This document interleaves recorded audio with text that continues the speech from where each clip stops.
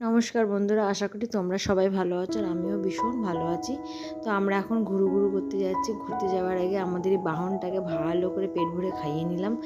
তো যাচ্ছি কোথায় সেটা যেতে যেতেই তোমাদের বলছি। আর এইখানে আমাদের হাইওয়ের ধারে প্রচুর রাস্তা হচ্ছে, রাস্তা মেরামত হচ্ছে। তারপরে সেই জন্য প্রচুর গাড়ির জ্যাম আর প্রচণ্ড গরম ছিল। গাড়ির প্রচণ্ড জ্যাম, টুকটুক করে গাড়ি এগোচ্ছে। আর এখন দেখো গাড়ির জ্যাম কাটিয়ে সামনের দিকে আমরা এগিয়ে যাচ্ছি আর চলে এসেছি আমাদের গন্তব্য।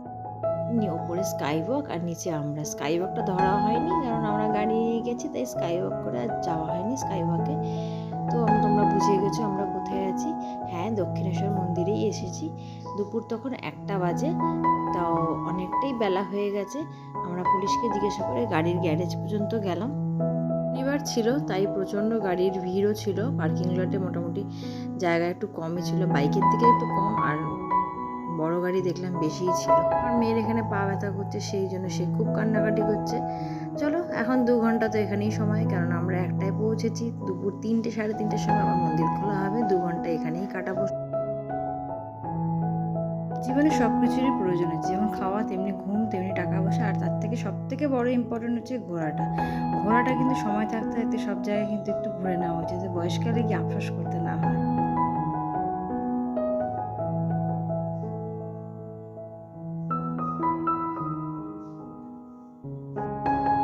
ওই যে মন্দির মতন জায়গাটা দেখছো, ওখানেই কিন্তু পুজোর সামগ্রী সব কিছুই পাওয়া যাচ্ছে।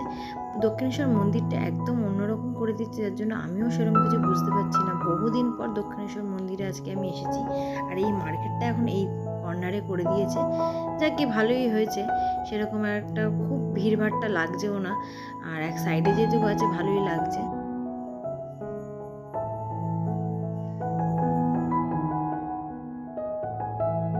তো চলো, তোমাদের একটা নতুন জিনিস দেখায়। আর এই মূর্তিগুলো দেখো কত সুন্দর, কত কিউট, কিন্তু এত ছোট ছোট দেখতে খুবই ভালো লাগছিল, কিন্তু দামটা বড্ড বেশি বলছিল। 100 টাকা করে এক একটা বলছিল। তো আমরা সেটা নিয়ে নিয়ে চলে এসেছি এখানে।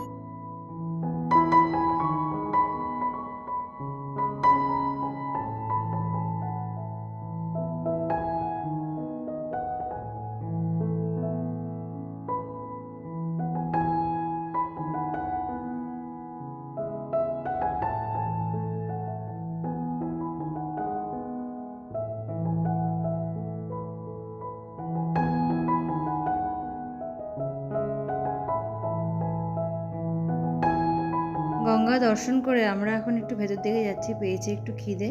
তো এটা ওটা বাজে খাবার না খেয়ে আমরা একটু ফ্রুট চাট নিয়ে নিলাম। দারুণ লাগছিল গরমে কিন্তু এই খাবার। আর আমরা ভেতরের দোকানগুলো একটু ঘুরে ঘুরে দেখছিলাম, খুব ভালো লাগছিল দোকানটার ভেতরটা, যেহেতু ঠান্ডাও ছিল এই জন্য আরও একটু সময় কাটাচ্ছিলাম দোকানে। আর প্রত্যেকটা জিনিসপত্রও খুব সুন্দর সুন্দর ছিল, দেখতে তো খুবই ভালো লাগছিল।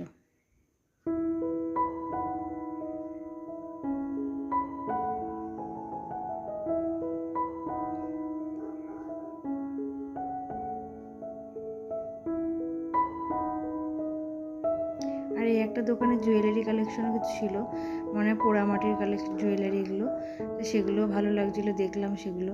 এটা অনেকদিন পর এসেছি, আর এইটা না আমার কাছে নতুন, একদম অনেকদিন পর আমি এসেছি।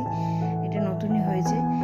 ফুড প্লাজা, এখানে পুরোপুরি নিরামিষ খাওয়া দাওয়া পাওয়া যায়। আমরা এখান থেকে কচুরি নিয়েছিলাম, ওর বাবা ধোসা নিয়েছিল, আর খাওয়া দাওয়া মোটামুটি ভালোই ছিল। আর এখন তো সময় হয়ে গেছে পুজো দেওয়ার, তাই আমরা চলে এসেছি ডালা নিতে। 1 নম্বর কাউন্টার থেকে নিয়েছি। এখানে তোমরা জুতোটাও রেখে যেতে পারো, আর এখানে 51 টাকা তো শুরু করে 1000 টাকা পর্যন্ত ডালার ব্যবস্থা আছে। তো তোমাদের পছন্দ মতো তোমরা যা একটা নিতেই পারো। আমরা 151 টাকা নিয়েছিলাম। আর এখানে তোমরা বিভিন্ন রকমের প্যারা আছে, আর এনার ব্যবহারও সত্যি খুব ভালো ছিল। মন্দিরের ভেতরের কোনো ভিডিও আমি আর করতে পারিনি, ভিডিওটা এই পর্যন্তই, কারণ মন্দিরের ভেতরে মোবাইল অ্যালাউ ছিল না। আর দেখো, জুতো খুলে এসেছি আর প্রচণ্ড গরম ছিল, আমাদের হাঁটতে খুব কষ্ট হচ্ছিলো, আর প্রচণ্ড তাপ হয়ে গেছিলো। আমার মেয়ের জন্য কোলে উঠে পড়েছে, কেন ওর পা পুড়ে যাচ্ছে। আর এখানে আমরা মোবাইলটা রেখেছিলাম, 2টো মোবাইল রাখতে 6 টাকা নিয়েছিল, আর একটা টোকেন দিয়েছিল। যেখানে ফোনটা রেখেছি সেখানে, এটাই আমার মোবাইল রাখা কাউন্টার ছিল, আর এখান থেকে ডেলিভারিটা দেয়।